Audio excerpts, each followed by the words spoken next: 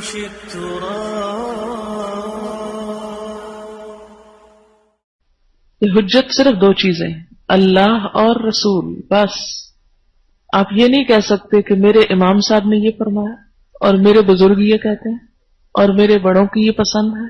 نہیں، اللہ اور رسول. آج کے دور میں ہماری ایک اور بہت بڑی مشکل یہ ہے کہ جب لوگوں کو قرآن کی کوئی آیت یا صحیح حدیث بتائی جاتی ہے، پیش کی جاتی ہے، تو وہ اس پر نہیں رہتے. وہ کہتے نہیں، آپ ہمیں یہ بتائیں کہ اس کا کیا معنی ہمارے امام یا ہماری فقہ یا ہمارے گروہ میں کیا گیا ہے. تم تو فلاں کا ترجمہ پڑھتے ہو.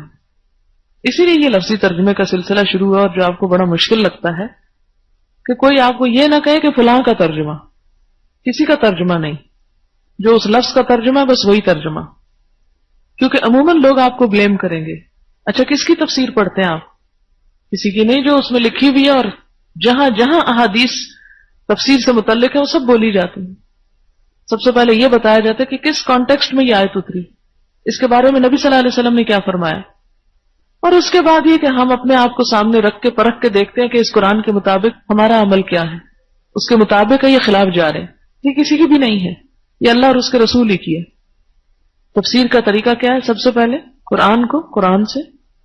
آپ یہ غور کریں گے کہ قرآن میں 99.9% آیات ایسی ہیں کہ جو کم از کم 2 مرتبہ ان کا مفہوم آیا ہے. یعنی ایک آیت ایک جگہ صرف نہیں آئی، اسے دوسری جگہ اسی معنی میں یا ملتے جلتے معنی میں دہرایا گیا.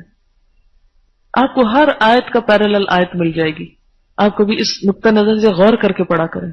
پھر اس کے بعد قرآن کی تفسیر حدیث سے کہ نبی صلی اللہ علیہ وسلم نے کیا فرمایا. لیکن اس کے بعد یہ ہے کہ جیسے صحابہ کرام ہیں جنہوں نے براہ راست حضور صلی اللہ علیہ وسلم سے سیکھا، ان کی تفسیر کو بھی ہم اہمیت دیں گے اپنی تفسیر پر. لیکن یہ کہنا کہ فلاں شخص کی یہ رائے اور فلاں شخص کی یہ رائے، تو وہ شخص ہی کی رائے ہے، ہاں وہ کتنا بھی بڑا کیوں نہ ہو. کیا کسی بھی انسان کے بارے میں آپ یہ دعویٰ کر سکتے ہیں کہ وہ خطا سے پاک ہے؟ نہیں، کوئی انسان نہیں.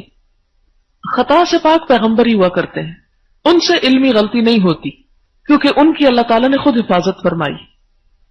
باقی انسان ان سب سے غلطی کا احتمال ہے. اس لیے کسی کی بھی رائے کو حرف آخر کے طور پر نہیں لینا چاہیے، اس میں غلطی کا احتمال موجود ہے. اسی لیے یہاں پر ہدایت کے لیے 2 ذریعے بتائے گئے. اذا قیل لهم تعالوا الى ما انزل الله والى الرسول قالوا، تو وہ تیسرا ذریعہ بتاتے ہیں، اللہ رسول کو چھوڑ کے تیسرا طریقہ بتاتے ہیں. حسبنا ما وجدنا علیہ آبانا، ہمیں اللہ رسول نہیں، اپنے باپ دادا آبا و اجداد چاہیے، اپنے بزرگوں کی بات ہم سنتے ہیں.